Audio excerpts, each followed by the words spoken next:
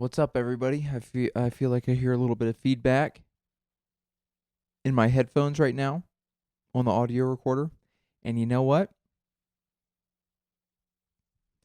We're gonna find out if it shows up on the recording. So, we'll see. Thanks for being here, guys. Thanks for tuning in. It's another sunny Saturday morning. Feeling good. Was gonna get up and go for a run this morning. Still am, but procrastinating a little bit. It was colder than I thought it would be. It's warming up a little bit over the next couple hours, so I'm gonna wait.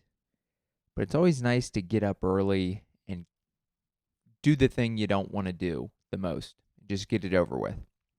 And then you have the rest of the day to do whatever. Although I have a bunch of stuff to do today, so I'm also worried about going for a long run and then coming back and not wanting to do any of that either. Excuse me, just burped. Just had a couple date and pecan, uh, date pecan balls with coconut shreds. That's my cheat. That's where I'm at, guys. A nice little energy ball that has some natural sugars in it. That's a big whoa for me. I can't, all right, I'm not going to mention it again, but I hear some feedback in my ears, and maybe it's just because I drink some hot water, and that gives me hyper focus, and I hear things that I usually don't. But anyways, yeah, Saturday morning, feeling good. I've been waking up the previous week. I was waking up with a headache every day, which was very obnoxious. I don't know if you guys are familiar with headaches, but your head hurts, and nobody likes it when their head hurts. But I don't know what was going on there. Potentially COVID. I don't know. Is headaches a big COVID thing? Who knows? I felt generally fine other than that, but headache and migraine a couple days that made me feel a little crummy, but feeling better the last couple days. Although I will say I didn't get much sleep Thursday night going into Friday. I got about 6 hours of sleep, and that ruined me, dude. I was so unproductive on Friday. It was kind of wild, to be honest. It's it's not good. I've been in such a healthy routine that was the first time in quite a while where I hadn't gotten like a solid amount of sleep that my body needs. And it's kind of depressing to see that okay, the one day that I get 6 hours of sleep, my body was like, "We're not gonna function today," which that's not a good sign. When I have kids and get no sleep, I'm gonna be about 6 days in having a newborn child, and I'm gonna be like, I have to go to the hospital. My body is withering away. And then my wife is going to be very upset at that because she's going to be like, well, I've gotten less sleep than you and I'm still doing it. And I'm going to be like, I don't know what to tell you. My body's weak. Okay. I'm weak. I can't handle it. Wizzy.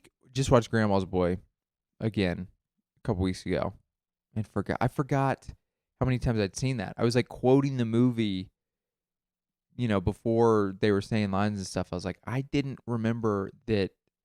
Isn't that weird? Something that you have all that knowledge in there, but you're like, I had no idea I had this knowledge. Your brain just finds that dusty old shelf in the very back.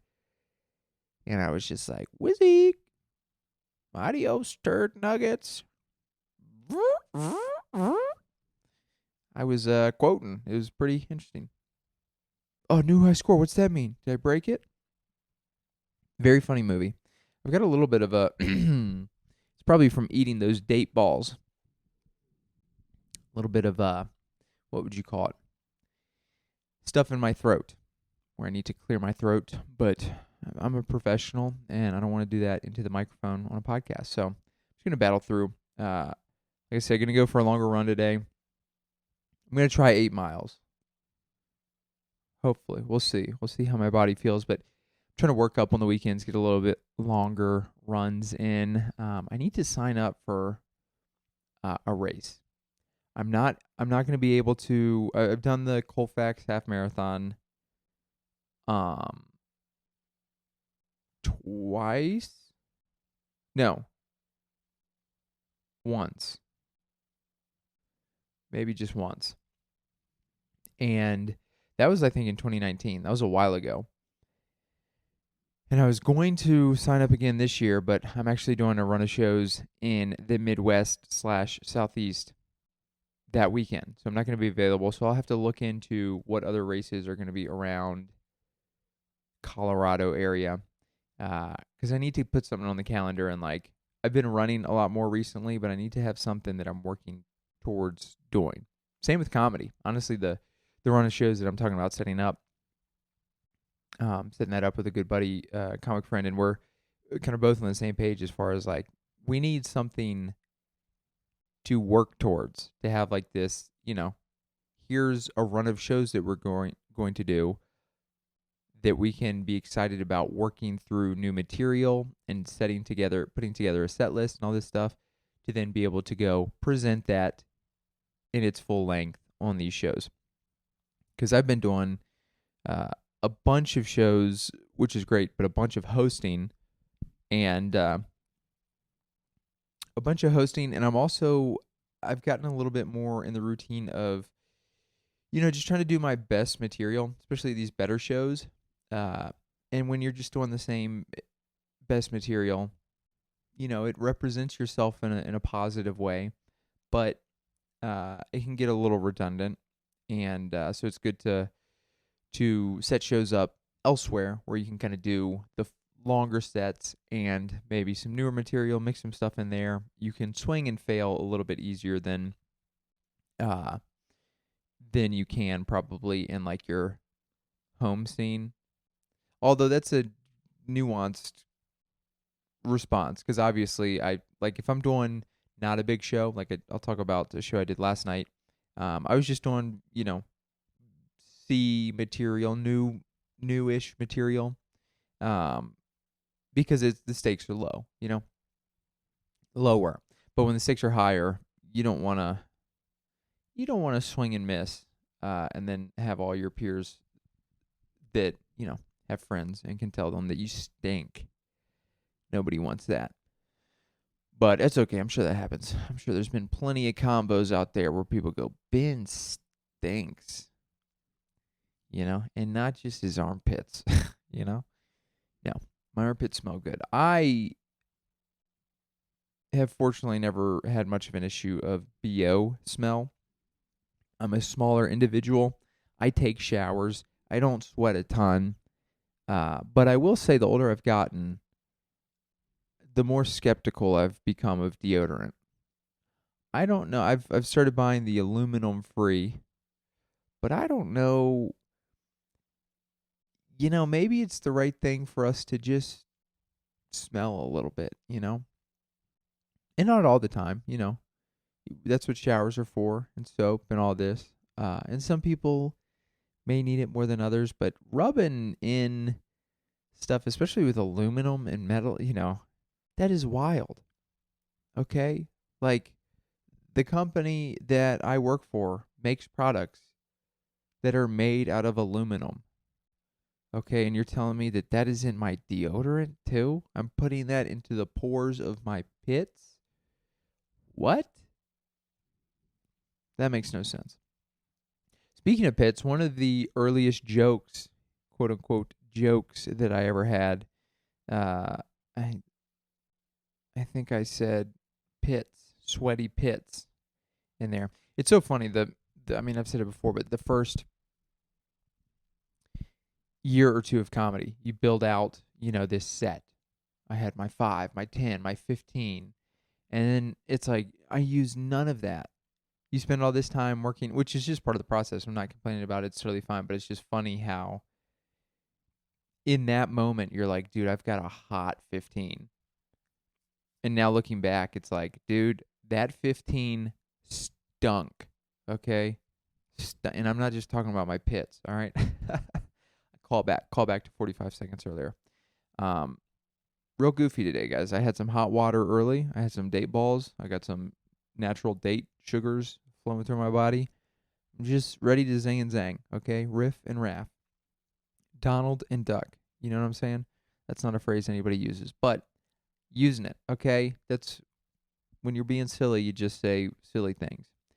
And anyways, I had the joke about being a late bloomer and how the first time, I think I said I didn't have and this is true, I didn't have armpit hair till like 11th grade. And I said, I remember the first time I sweat through my shirt uh, was during when I was taking SATs, 11th grade. I remember sitting there for like 4 hours with a hoodie on and being like, oh my gosh, my armpits are sweaty.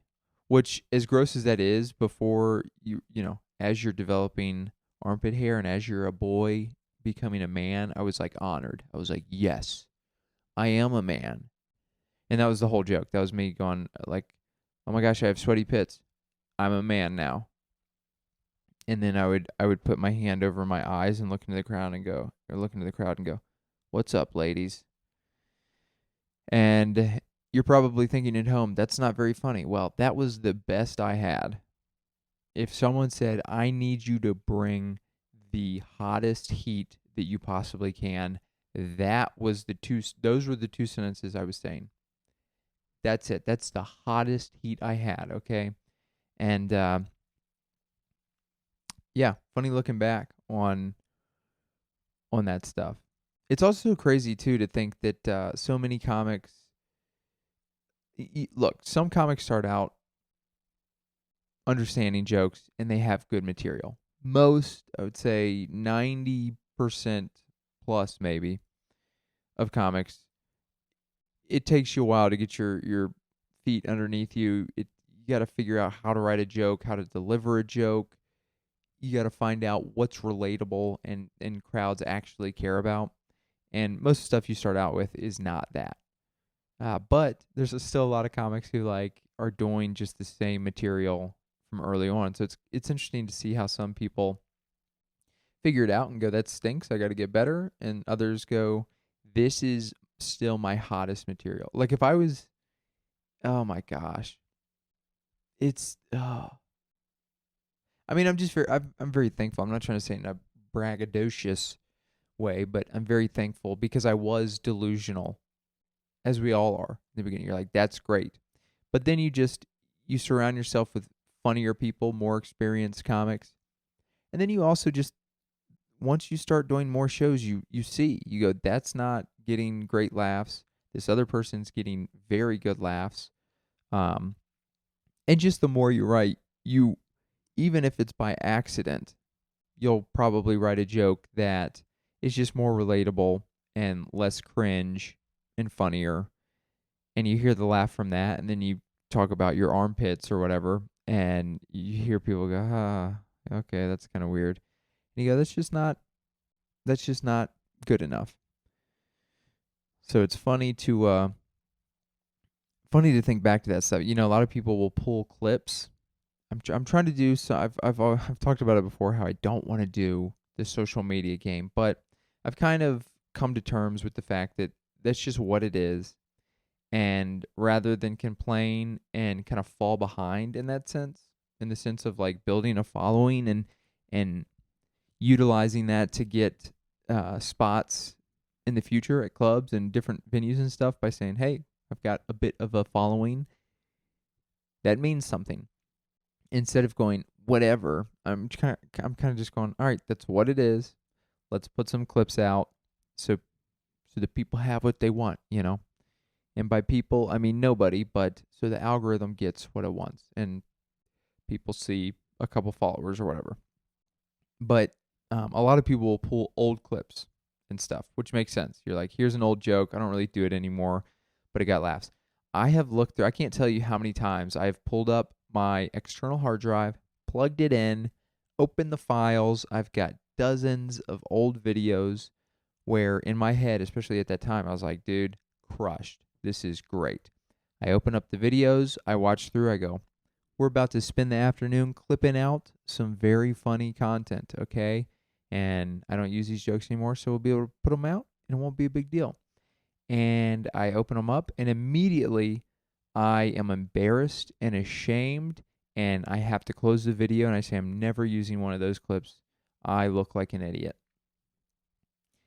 And so that's where I'm at. Just gotta start pulling from jokes once I figured out how to do jokes, which is over the last couple years. So that's okay. Just gotta write more. Gotta keep writing.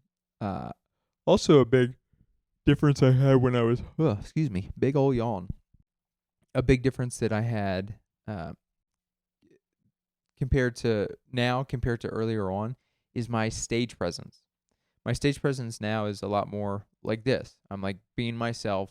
I'm not super energetic, but I'm, kind of like this. I've got a little bit of energy, a little bit of charisma. I try to smile. I wave my hand around a lot more than I should. So jokes come off in a lot more natural way. Versus when I first started, I was so deadpan. I would just stand there and talk like this. And I'd just say a bad joke, and then I'd stare into the audience. And then, she gets it. Haha. It was very bad. Very dry pan. Very much a defense mechanism. And so it's not even the jokes themselves. The jokes weren't good, but if I had the same demeanor and kind of energy level that I have right now and that I'm doing on stage, I could probably pull some of that stuff and feel only slightly embarrassed about posting it. But that's not what it is. So all that stuff is just dead, cringy material to me. And there's no point in I don't know, there's certainly some jokes maybe over the last couple years, not in my first year or two, that I should probably work to put into a 10-minute set or something, and then when I do a better club or something, just record it there and clip out some of the stuff where it's not maybe the best jokes, but it's decent jokes delivered by myself in this point of my career, where I can deliver them in a better way, and then clip them out and post them to social media. But maybe we'll do that. The early jokes, though, I don't know that I'd be able to do that. I don't know that I would genuinely be able to go up there and sell a sandwich made of poo-poo. I don't know if I could do that. Anyways, I'm all over the place starting off, guys. I'm talking about comedy way earlier in the pod than I usually do. But that's okay. That's what you guys are here for. To talk about me, talk about how bad I was at comedy up until pretty recently. Another interesting thing, I don't know if you guys saw this. If you're a comedian, you probably did. If you're not, I'll lay it out for you. But there was an interesting video that came out 2 days ago at New York Comedy Club, I believe it was. And it's a video. Mark Norman was the comedian on stage. He's a big, well-known comedian.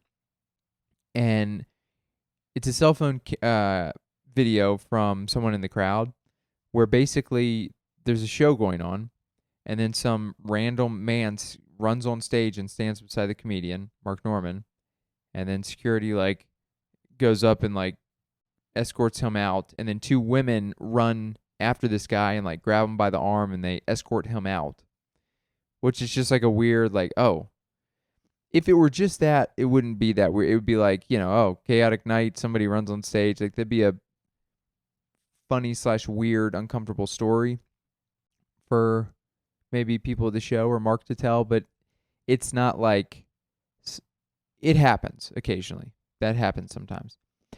But what made it weird was the showrunner went out with this group of people, and then she came back. The showrunner went out with this group of people and was kind of, I guess, investigating what went on. And then shortly after that, people came up. I think it was Mark's Norman, the comedian's security team, maybe, or maybe security for the club or whatever. But they came up to the stage and they waved Mark off.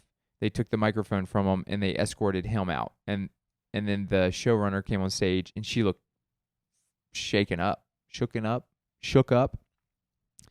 And she was like, everybody, everything's okay. Nothing happened.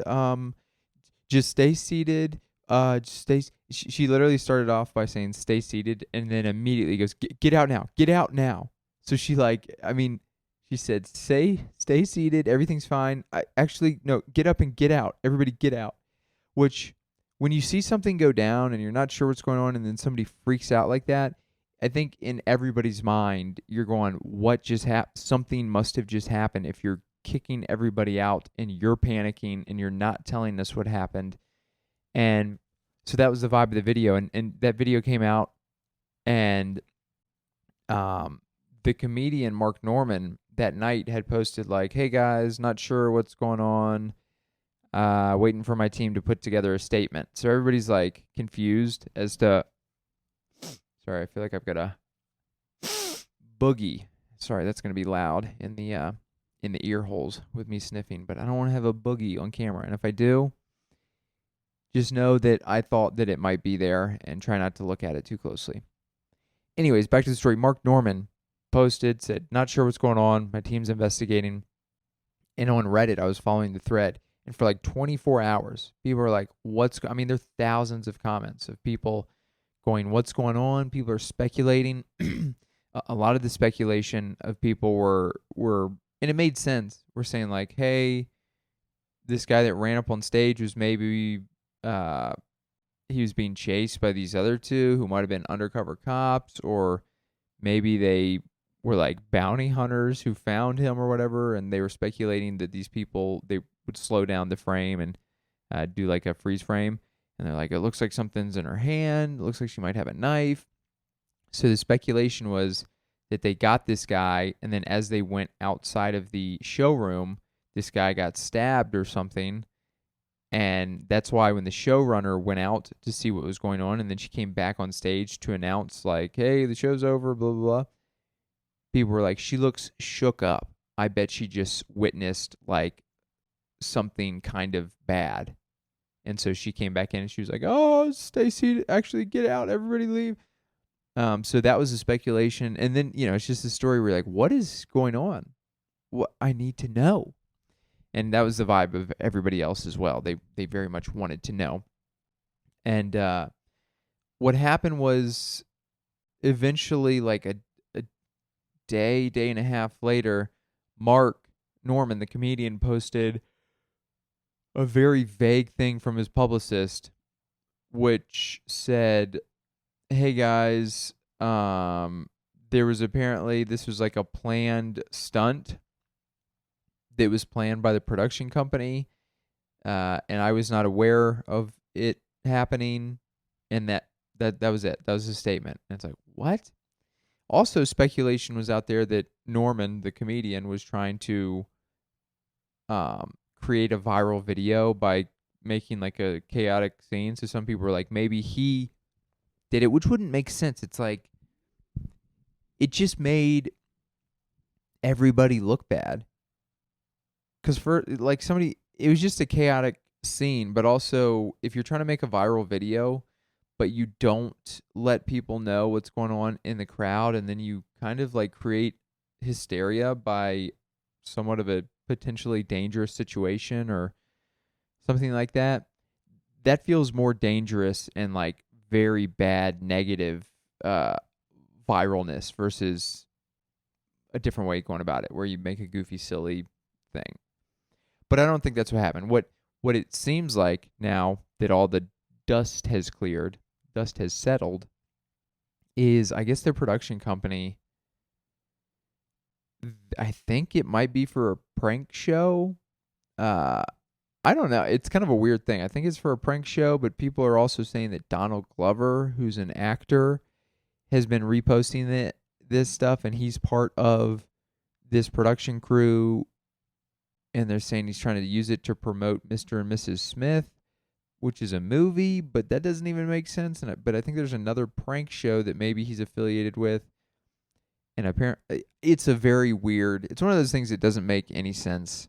It's kind of like when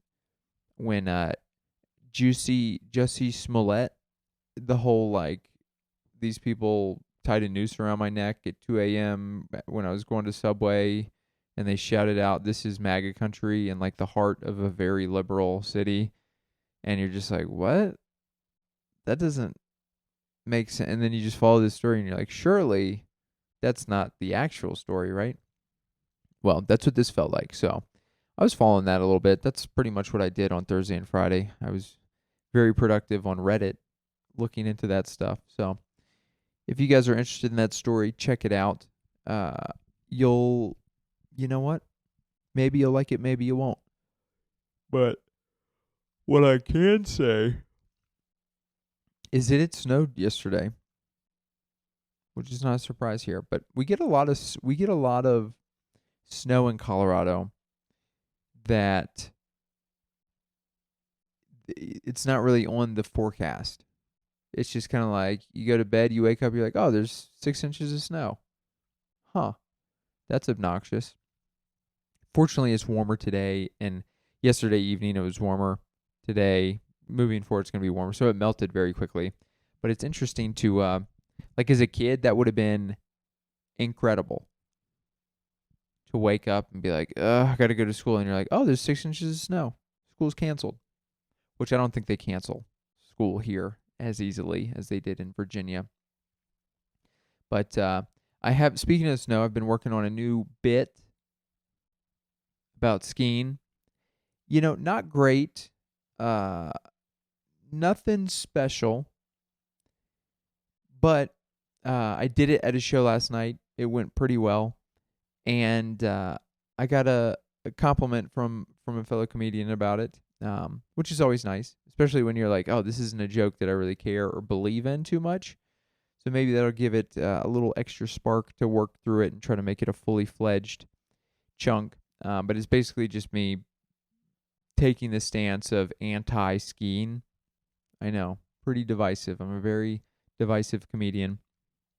But I've lived here in Colorado. Obviously, the skiing culture is huge here. I've never gone skiing or snowboarding while I'm here.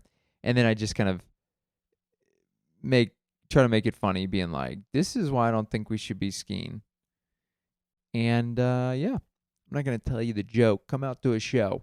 Watch me do a mediocre skiing joke that will maybe make you giggle. But speaking of shows for the week, let's get into this week's comedy for Ben Dailey. I've been feeling it's so strange, the ebb and flows. Like I said, there's so many different feelings that I have. Where one is like physically, I was having headaches and this and that, and have been dealing with the throat stuff over the last couple months. And then energy levels, it's like, okay, my energy's been good, but I'm having headaches, so I feel good, but also bad. And then when it comes to creative feelings, sometimes I physically feel poor, but creatively I feel great. Well, recently, I've been feeling much better physically. I mean, if you take away the short-lived headache thing, I've been feeling just generally overall a lot better. But creatively, I have not been feeling super creative, which is just part of the ebbs and flows. It's not a surprise at all. I've been writing a decent amount. I've been pen to paper quite a bit. And, trying to structure out some stuff. So it's not like I'm just journaling. Like I'm attempting to write jokes. But it's just been a lot of stuff that I write down on paper and I'm like, ugh, that ain't it, That ain't gonna be good. Which is good to be able to recognize, but also it's like I need to have something worth saying on stage. So I think I've got a bunch of material that I'm working through that kind of is half-baked ideas. And so I think I should have maybe something, but I haven't really had that spark of creativity where I'm like, ooh, I'm excited for this. Just kind of chipping away at ideas that maybe I just keep chipping away at and form into something eventually. But I went out on Monday to the Irish Rover mic. Did not do great. I was running some older material with a couple new ideas in there, and it was fine. Honestly, I did it at a show last night, and it did fine. But the Irish Rover mic here in Denver. It's been going on for like 7+ years. Wow, I'm just like missing words. It's been going on for like 7+ years in Denver. One of the longest running mics. One of the best crowds. But it's at an Irish bar. And, sometimes the crowd can be kind of rowdy. But a lot of times they're listening and you can do well. But I think in order to do really well, you either have to have really high energy or have to be saying some crazy stuff, which is pretty typical, I guess, for a lot of open mics. But if you're just doing tic-tacky stuff, like I was doing, like, oh, I'm small and I'm trying to get bigger, working out, this and that, it's kind of more nuanced stuff where I like need people to kind of be like, hey, we're here to watch comedy versus, hey, I need you to capture my attention by saying something that I wasn't expecting. So it was like whatever, and I was kind of like, I don't know about that joke. But I did it at the show last night. Felt pretty good about it. So I think it might, it flows within the set list that I currently have for a longer set. So I think it might be able to add a little bit to it. Yeah, sorry. I'm starting to yawn. Isn't it weird how yawning, I don't get it. Wouldn't you think that you get up, you'd be tired, you'd yawn for a while, but then your body would be like, all right, we're up. Stop yawning. But no, you get up. I don't yawn. I mean, maybe I yawn, I don't remember yawning in like the first hour. And then it just hits you as if you're like, all right, I was up for 1 hour. My body needs 23 hours of sleep now. And the yawning has commenced. Now we must go back to bed and hibernate like we're grizzly bears. That would be dope, honestly. Humans hibernating. If I could just nap in November, late November, and wake up in early April, I might do that. I might do that every time, okay? Because I don't like the cold. My body doesn't like the cold. But apparently the cold is healthy for you. The cold plunges and everything, so maybe I wouldn't do it. Maybe I'd just fight through the pain to get healthier from the chilly weather. Oh my gosh. How obnoxious is it if you're watching this on video, watching me yawn? And if you are watching it on video, are you also yawning now? Is it really contagious like they say? Back to my point. I'm all over the place. Tangent City. Tangent City. That's the name of this episode. Tangent City. Bouncing all over the place. But to my point, the jokes. Did that on Monday. And then I had a show on Tuesday, Thursday, and Friday, which were all fun. I did a New Talent Night at Comedy Works on Tuesday, which is the comedy club, the big comedy club in Denver. And like once every 3 months, you can get up on what they call New Talent Night and do 4 minutes to a very good room and crowd. And it was fun. I went first, which they say the people going first, I think it's kind of like them testing the comedian to see how well they do to get the show started, to maybe look into having them host, which is great. I went in wanting to do this story about clogging a toilet, and when I saw that I was going first, I was like, probably would be better for me to do some different material. But in all honesty, as good as the club is, and as much as I would love to be like, move up in the process of getting past there, I'm also aware that I'm not in the conversation of getting past. I mean, they pass a couple people every couple years. So at the end of the day, look, I just know where I stand. Okay, there's a lot of and I'm not even saying that in like a self-deprecating, like I'm not good enough way. There's just so many funny people. It's a very prestigious club, and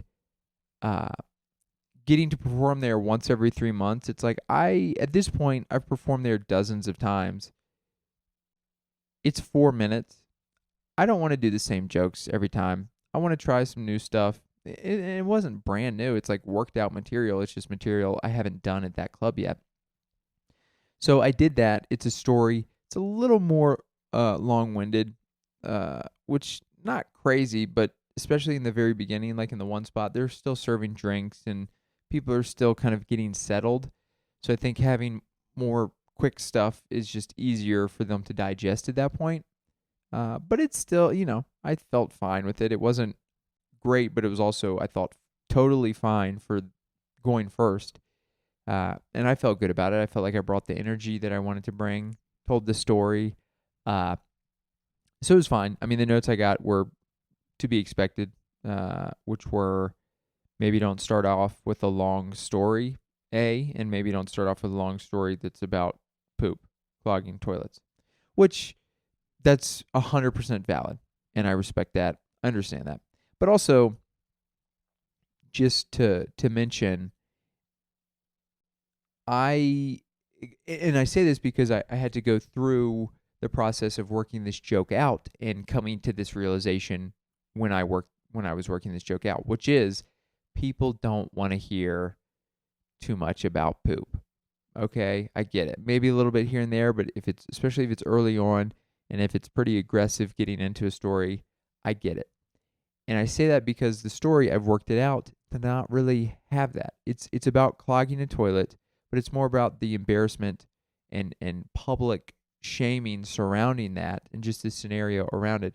So it's not like very detailed, like, oh, poop, poop, poop. It's just like I start off the story by saying, like, I was shamed very publicly for clogging the toilet. And then I go into the story, which again doesn't detail it's not like a gross detailed story. But again, I still get the notes, understand the notes.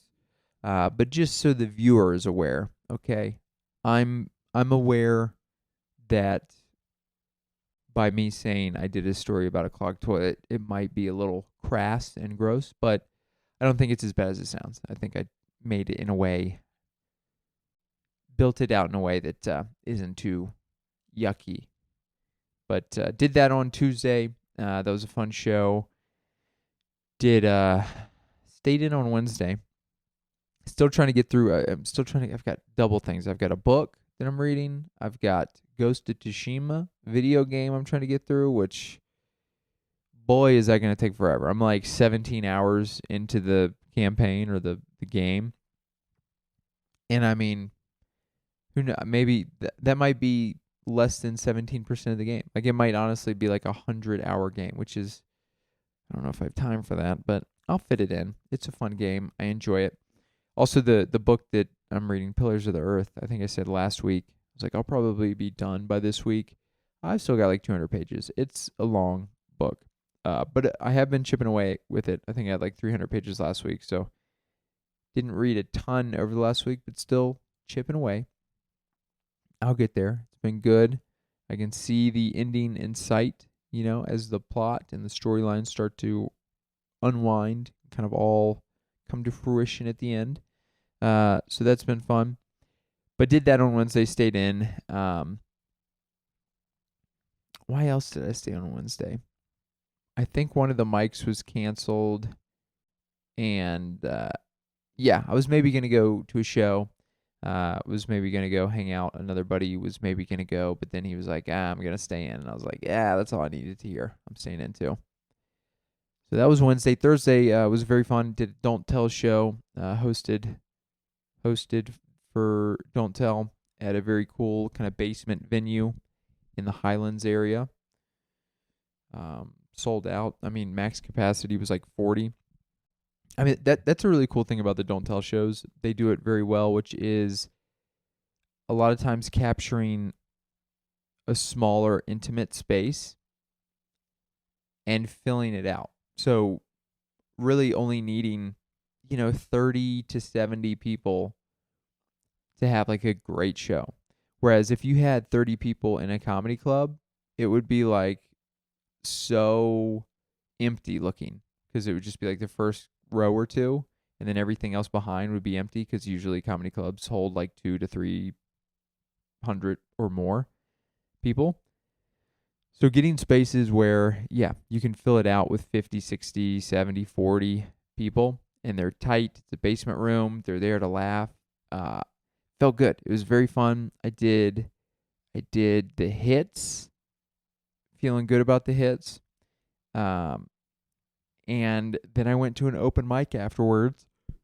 The Pallet City 3-year open mic anniversary at Monkey Barrel. Got there. Well, actually, before I went there, I just stopped by Dude IDK, which is a local studio for a photographer, videographer in the area. Who's very he does a bunch of stuff. Nick Holmby's great. He's very good at what he does. So he does a lot of projects. He films a lot of podcasts. He does a lot of pictures for just everything. But he's pretty heavily in the comedy scene. So helps with videography, with photography, specifically for a lot of comedians. So he has a studio, and they run a bunch of comedy shows out of there. And Thursday night they were doing it's kind of like a comedy. It was like a late night show. So it's kind of like a sit down monologue, have some variety acts, some comedy, some music, some interviews. And I got there right as it ended. I didn't get to watch it, but everybody said it was a good time. And I stopped by there because I had to drop off some equipment, the Don't Tell equipment, to get to another one of the hosts who was doing a show the next day. But hung out there for a bit, yucked it up with some of the people, and then decided to go to the Pallet City 3-year anniversary open mic. And it was fine. Yeah, I don't know. I said it like it was a big thing. I was just blanking on what words to say. It was pretty much over by the time I got there. I mean, there was like 5 or 6 comics left, so it was, most people had left at that point. But went up there and tried to tell a story, but also riff on a room that wasn't alive enough to allow riffing. So didn't really tell the story. Didn't really riff in any sort of funny way either. It was fine though. It's one of those open mics you go, oh man, this takes me back to the beginning when I was going up at the very end all the time, and you're just you don't even know what developing a joke is, A, because I didn't know how to develop a joke, but also all you know is the feedback from the room. So you're just desperately trying to get a laugh, and if you get a laugh in your head, you go, that must be good. That must mean that I'm doing something right. So it took me back to those days where you're just like, you're just trying a bunch of stuff, whether it's jokes, yelling at the crowd, whatever. I mean, that makes me sound like I was unhinged at the mic. It was fine. But it was just kind of a chaotic, dead room that took me back to the early days. It was kind of funny. That was Thursday night, though. Like I said, stayed out a little bit later than I usually do. Only got 6 hours of sleep. And Friday was very tired. Again, embarrassing. When I have kids, my wife is going to be upset at me. She's going to be ashamed. Because you know what? Kids, when you have kids, you don't sleep much, they say. You just have to figure it out. And my body doesn't want to figure it out. So we'll see how that goes. But Friday, which was yesterday, had a show last night as well. And it was at Greg's Tap House and Kitchen. Greg's Tap House in the Highlands as well.